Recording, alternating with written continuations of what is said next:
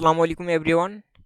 গত পর্বে আমরা কি দেখেছি, অর্থাৎ আমাদের গুণগত রসায়নের আমরা প্রথম পর্বতে আমরা অর্থাৎ রাদারফোর্ড এবং কিছু প্রিলিমিনারি কিছু আলোচনা করেছি অর্থাৎ এই অধ্যায় সম্পর্কে, এবং রাদারফোর্ডের কিছু আমরা কি দেখেছি যে এক্সপেরিমেন্টটা করেছিল আলফা কণা বিচ্ছিরণের ক্ষেত্রে যে বিচ্ছিরণটা করেছিল অর্থাৎ অর্থাৎ আমাদের কী করেছে এক্সপেরিমেন্টটা করেছিল সেটা আমরা দেখেছি।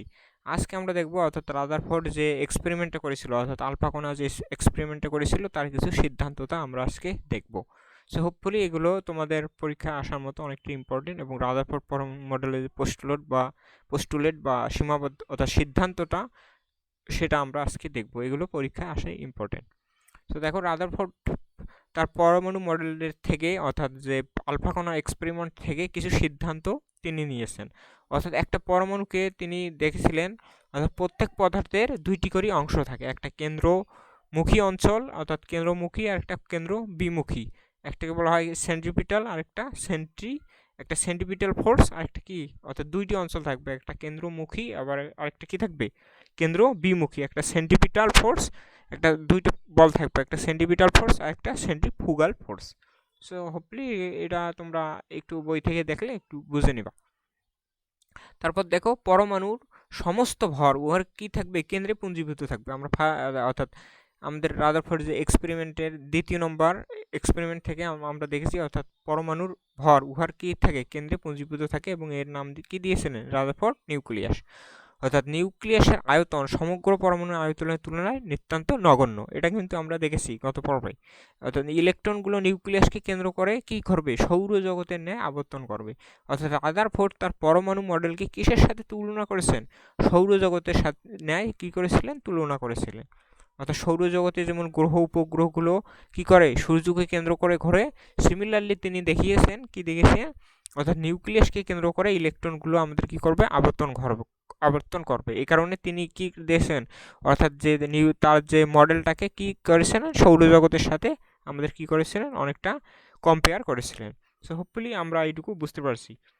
সো দেখো এইগুলো তিনি পোস্টুলেটগুলো দিয়েছিলেন। আরও কিছু পোস্টুলেট যেমন ইলেকট্রন আবর্তনের সময় কেন্দ্র অভিমুখী বল অর্থাৎ কেন্দ্রমুখী বল এবং স্থির তড়িৎ আকর্ষণ বল কি হবে পরস্পর সমান, ফলে ইলেকট্রনগুলো কি করবে নিউক্লিয়াসকে কেন্দ্র করে আবর্তন করবে। অর্থাৎ এটাকে যদি ইম্পর্টেন্ট একটা পোস্টুলেট, অর্থাৎ এই পোস্টুলেটটা আমাদের অনেকটা ইম্পর্টেন্ট।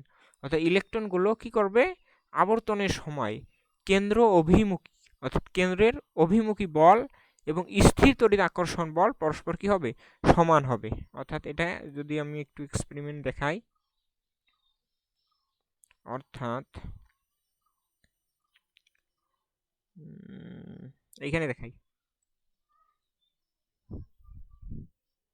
এটা ধরলাম একটা নিউক্লিয়াস, আমার পুরোপুরি গোল হলো না। আচ্ছা দেখো নিউক্লিয়াসের এখানে কেন্দ্র, এখানে ধরলাম এটা কেন্দ্র, এই কেন্দ্র থেকে এখানে একটা ইলেকট্রন আছে, এই যে এখানে ধরলাম এটা একটা ইলেকট্রন। এই ইলেকট্রনটা আমাদের কি করতেছে এই ইলেকট্রনটা ঘুরতেছে নিউক্লিয়াসের চারদিকে ঘুরতেছে। কেন্দ্র থেকে এর যে দূরত্বটা এটা আমরা কি ধরলাম আর ধরলাম, কেন্দ্র থেকে এর দূরত্বটা কি ধরলাম আর ধরলাম। এখন এখানে দেখো ইলেকট্রনটা আবর্তনের সময় কি করবে এর কেন্দ্র অভিমুখী বল অর্থাৎ কেন্দ্রের অভিমুখী অর্থাৎ কেন্দ্রের দিকে একটা বল কাজ করবে। অর্থাৎ এই ইলেকট্রনটা আমরা কি পড়েছি নবম দশম শ্রেণীতে একটা উপপাদ্য পড়েছিলাম, জ্যামিতির ক্ষেত্রে উপপাদ্য পড়েছিলাম। কি উপপাদ্য অর্থাৎ কেন্দ্র বরাবর কোনো একটা বল যদি কাজ করে, অর্থাৎ উপপাদ্যটা সামহাও আমার একটু মনে পড়তেছে না। অর্থাৎ আমাদের কি হবে অর্থাৎ স্পর্শক বরাবর আমাদের কাজ করবে, অর্থাৎ কোনো একটা আমাদের কি হবে স্পর্শক বরাবর কাজ করবে। অর্থাৎ কেন্দ্রের দিকে যদি ঘোরে সেই ইলেকট্রনের বেগটা কি করবে স্পর্শক বরাবর কাজ করবে। এই টাইপের একটা উপপাদ্য আছে, তোমরা একটু দেখবা। অর্থাৎ আমাদের কি করবে এই ইলেকট্রনটা যখন এই ঘুরবে অর্থাৎ নিউক্লিয়াসকে কেন্দ্র করে ঘুরবে তখন এর কেন্দ্রের দিকে একটা ফোর্স কাজ করবে এবং কেন্দ্রের অভিমুখে একটা ফোর্স কাজ করবে। এই কারণে এই ইলেকট্রনটা এই পজিশনে একটা কি থাকবে নিউট্রাল থাকবে, যার কারণে সে এই কক্ষপথ বরাবর কি করবে ঘুরতে পারবে। অর্থাৎ কেন্দ্রের দিকে যেটা কাজ করবে সেটাকে স্থির তড়িৎ আকর্ষণ বল, যেটাকে কুলম্ব বল দ্বারা অভিহিত করা হয়, সেটাকে এফসি বা সেন্টিপিটাল ফোর্স ইকুয়াল টু কি হবে আমাদের মানটা কি হবে সেন্টিপিটাল ফোর্সের মানটা তোমরা বলো দেখি বন্ধুরা, সেন্টিপিটাল ফোর্সের আমাদের মানটা কত হবে। অর্থাৎ আমরা কি জানি অর্থাৎ এই ইলেকট্রনের চার্জ ধরলাম এই উপপাদ্যটা আমরা দেখব, অর্থাৎ এই ইলেকট্রন ধরলাম এখানে জেড সংখ্যক কি আছে, পারমাণবিক জেড সংখ্যক পারমাণবিক সংখ্যা বিশিষ্ট ইলেকট্রন আছে এবং এখানে আরেকটা ইলেকট্রন আছে। তাহলে আমাদের কি হবে, অর্থাৎ আমরা যে কুলম্বের সূত্র কি জানি, চার্জ দ্বয়ের গুণফল, অর্থাৎ এখানে একটা চার্জ জেডি একটা চার্জ আর একটা e charge divided by R square. অর্থাৎ আমাদের কুলম্বের সূত্রটা জাস্ট এখানে আমরা লিখেছি, অর্থাৎ কি হবে FC equal to JD into E divided by R square. অর্থাৎ আমাদের কি হবে প্রথম চার্জ ইন্টু দ্বিতীয় charge divided by R square. অর্থাৎ এটা আমাদের কি করবে কেন্দ্রমুখী, অর্থাৎ সেন্টিপিটাল ফোর্স কাজ করবে। আর কেন্দ্র অভিমুখী বরাবর আমাদের কি কাজ করবে, আমাদের কেন্দ্র অভিমুখী বরাবর আমাদের একটা বল কাজ করবে। সেটা কি বল, অর্থাৎ কেন্দ্র অভিমুখী বরাবর আমরা এম ভি স্কোয়ার বাই আর, অর্থাৎ সেন্ট্রিফুগাল ফোর্সটা কাজ করবে। আই হোপ আমি বোঝাতে পেরেছি এইটুকু। অর্থাৎ তাহলে এই দুইটা কি হবে, এই দুইটা পরস্পর সমান হবে, অর্থাৎ এফসি ইকুয়াল টু এফ, এটা যেহেতু কেন্দ্র অভিমুখী এখানে এফডিও দিতে পারি। সো আই হোপ আমরা এটুকু বুঝতে পেরেছি। এর প্রতিপাদনটা আমরা দেখব, অর্থাৎ কীভাবে অর্থাৎ এটা একটা ইম্পর্টেন্ট একটা পোস্টুলেট, এই পোস্টুলেট থেকে কীভাবে আমাদের হাইড্রোজেন পরমাণুর এনতম কক্ষপথে শক্তি এবং ব্যাসার্ধ নির্ণয় করা হয়, সেটা আমরা পরবর্তী লেকচারে আমরা দেখব। জাস্ট এইটুকু মনে রাখবা, অর্থাৎ কী করবে আমাদের ইলেকট্রন আবর্তনের সময় যে কেন্দ্র বিমুখী এবং কেন্দ্র অভিমুখী বলটা আমাদের কি হবে, কেন্দ্রমুখী এবং কেন্দ্র বিমুখী বা অভিমুখী বলটা আমাদের কি হবে পরস্পর সমান হবে। আরেকটা পোস্টুলেট আমাদের কি দিয়েছে, 6 নম্বর পোস্টুলেট, বস্তুত আমাদের কি হবে পরমাণুতে প্রোটনের সমান সংখ্যক কি থাকে ইলেকট্রন থাকে, ফলে পরমাণু সামগ্রিকভাবে কি থাকে চার্জ নিরপেক্ষ থাকে। এটা একটা ইম্পর্টেন্ট একটা পোস্টুলেট। এই দুইটা, অর্থাৎ এই পোস্টুলেটটা সবচেয়ে মোর দেন ইম্পর্টেন্ট, এই পোস্টুলেটটা। সো এই পোস্টুলেটটা আমাদের অবশ্যই মনে রাখবে, এবং এই পোস্টুলেট থেকে কীভাবে হাইড্রোজেন পরমাণুর এনতম কক্ষপথে ব্যাসার্ধ এবং শক্তি নির্ণয় করা হয় সেটা আমরা পরবর্তী এপিসোডে দেখব। অর্থাৎ আমাদের কি থাকবে সামগ্রিকভাবে কি থাকবে, একটা পরমাণুতে ইলেকট্রন প্রোটনের সংখ্যা সমান থাকে বিধায় আমরা কি হবে পরমাণুটা সামগ্রিকভাবে চার্জ নিরপেক্ষ হবে।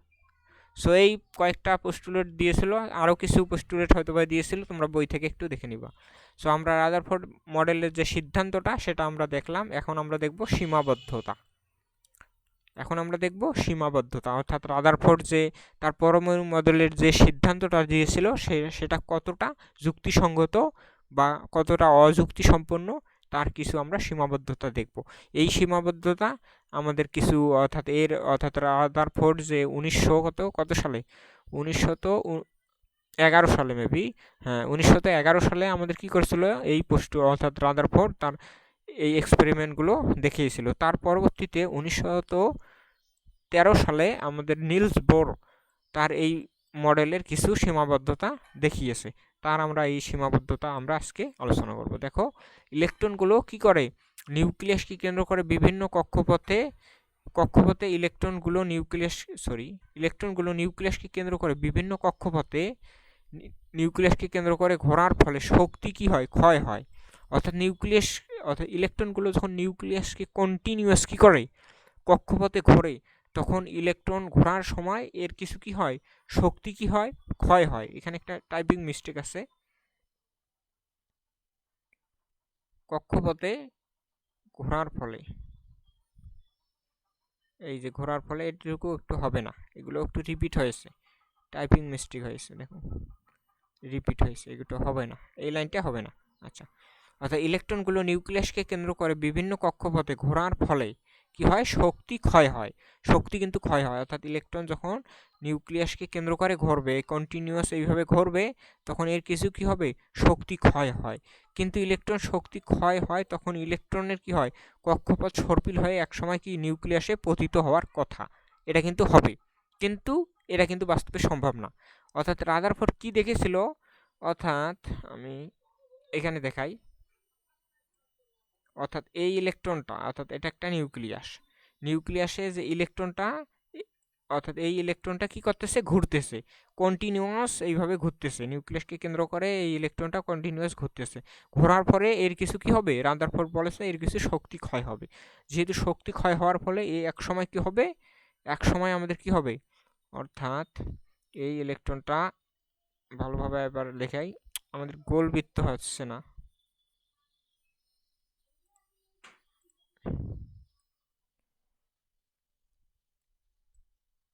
এখানে এই ইলেকট্রনটা দেখো, এই ইলেকট্রনটা কি করছে, নিউক্লিয়াসকে কেন্দ্র করে ঘুরতেছে। এই ইলেকট্রনটা কি করতেছে, নিউক্লিয়াসকে কেন্দ্র করে যখন ঘুরবে তখন এর শক্তি ক্ষয় হওয়ার কারণে সে একসময় কি হবে, এইভাবে শক্তি ক্ষয় হওয়ার কারণে, এইভাবে কন্টিনিউয়াস শক্তি ক্ষয় হওয়ার কারণে সে একসময় কি হবে, নিউক্লিয়াসে পতিত হবে। রাদারফোর্ড এটা বলছে একসময় কি হবে, নিউক্লিয়াসে পতিত হবে, কিন্তু বাস্তবে এটা কিন্তু সম্ভব না। এটা কি বলেছেন, এটা কিন্তু কি এই পোস্টুলেটটা অর্থাৎ ধরেছিলেন কে, বৈজ্ঞানিক ম্যাক্সওয়েলের তথ্য। এটা এটা ম্যাক্সওয়েলের তথ্য বলা হয়। এটা কিন্তু কি বলা হয়, ম্যাক্সওয়েলের তথ্য বলা হয়। অর্থাৎ এটা কিন্তু বাস্তবে সম্ভব না, এটা কিন্তু বাস্তবে সম্ভব না। কারণ ইউ অর্থাৎ আমরা কি জানি, equal to M V square বা এম সি স্কোয়ার। আচ্ছা, যেহেতু আমরা বেগ অর্থাৎ এখানে শক্তির সাথে আমরা বেগের একটা সমানুপাতিক সম্পর্ক, শক্তির সাথে আমরা এখানে কি দেখলাম, বেগের একটা কি সমানুপাতিক সম্পর্ক। অর্থাৎ যেহেতু এটা কি করবে, শক্তি ক্ষয় হবে, সেক্ষেত্রে এর কি হবে, বেগটা কমে যাবে। যেহেতু বেগ কমে যাবে, এই কারণে এ কি করবে, নিউক্লিয়াসে একসময় পতিত হবে। এটা কি কি বলেছেন, অর্থাৎ আমাদের ম্যাক্সওয়েলের এটা তথ্য, কিন্তু বাস্তবে এটা কি করবে, ঘটবে না। আই হোপ আমি বুঝাতে পেরেছি। তারপর আমাদের দ্বিতীয়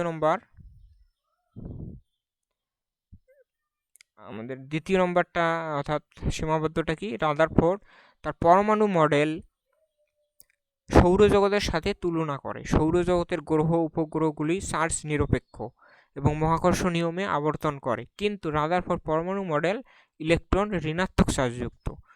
অর্থাৎ ঋণাত্মক চার্জযুক্ত আমাদের, অর্থাৎ সৌরজগতে যেহেতু গ্রহ উপগ্রহগুলো কি করে, ঘোরে, কিন্তু গ্রহ উপগ্রহ কিন্তু চার্জ নিরপেক্ষ বা চার্জযুক্ত না, অর্থাৎ চার্জ নিরপেক্ষ, এতে কোনো চার্জ নেই। কিন্তু ইলেকট্রনগুলো নিউক্লিয়াসকে কেন্দ্র করে ঘোরে, কিন্তু ইলেকট্রন ঋণাত্মক চার্জযুক্ত। ফলে উহারা পরস্পরকে বিকর্ষণ করে এবং বিকর্ষণ ফলে তারা কি করে, কক্ষপথ থেকে ছিটকে পড়বে। এটা একটা সীমাবদ্ধতা, কিন্তু অর্থাৎ সীমাবদ্ধতা রাদারফোর্ড এটা তার পোস্টুলেটে অর্থাৎ সীমা বলেনি, এই কারণে এটা তার একটা সীমাবদ্ধতা।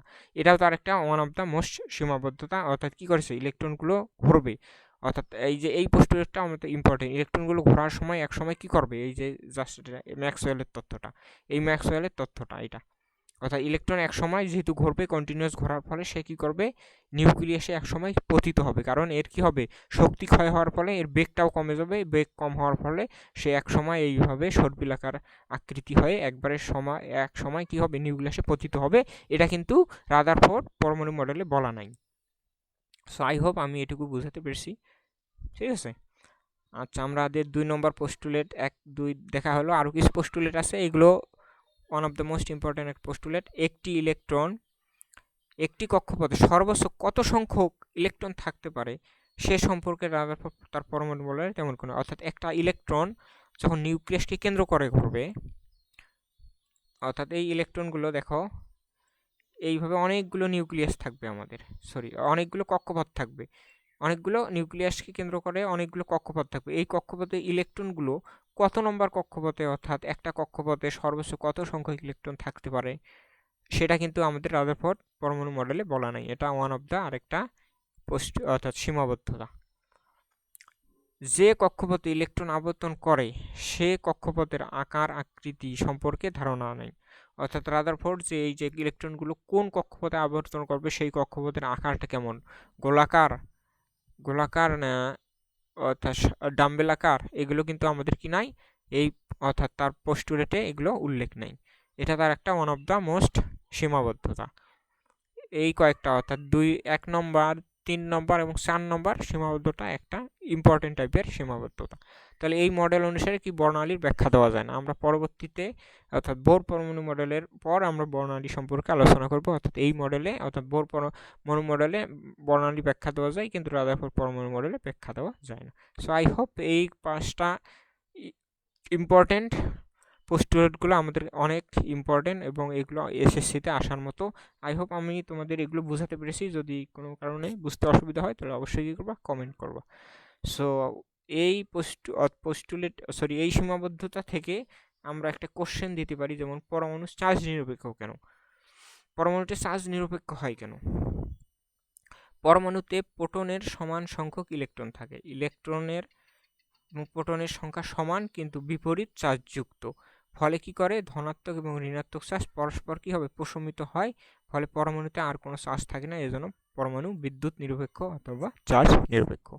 তাহলে একটা পরমাণু সামগ্রিকভাবে চার্জ নিরপেক্ষ হয় কেন? এর প্রোটন এবং ইলেকট্রন সংখ্যা সমান থাকে।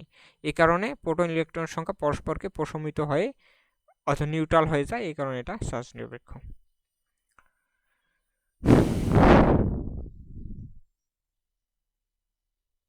তো এই ছিল আমাদের আজকের ভিডিও সেশনটা। যদি ভিডিওগুলো ভালো লেগে থাকে এবং তোমাদের যদিও কোনো কারণে এগুলো উপকারে এসে থাকে, তাহলে অবশ্যই কী করবা, চ্যানেলটিকে সাবস্ক্রাইব করবা এবং বন্ধুদের মাঝে এগুলো শেয়ার করবা। সো আজকের ভিডিওটা বেসিক্যালি এই পর্যন্তই ছিল। That's it for today. Allah Hafiz.